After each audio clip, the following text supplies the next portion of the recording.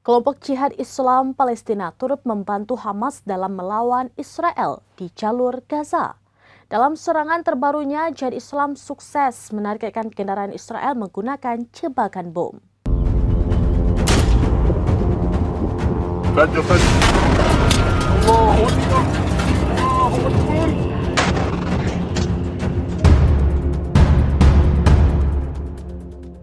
Momen tersebut diunggah Syekh Militer Jihad Islam Brigada Al-Quds di Telegram resminya pada Sabtu 19 Juli 2025. Pasukan menyiapkan alat peledak yang dibungkus karung lalu ditanam di area yang akan dilewati kendaraan militer Israel. Lokasinya berada di lingkungan Syujaiyah, kota Gaza.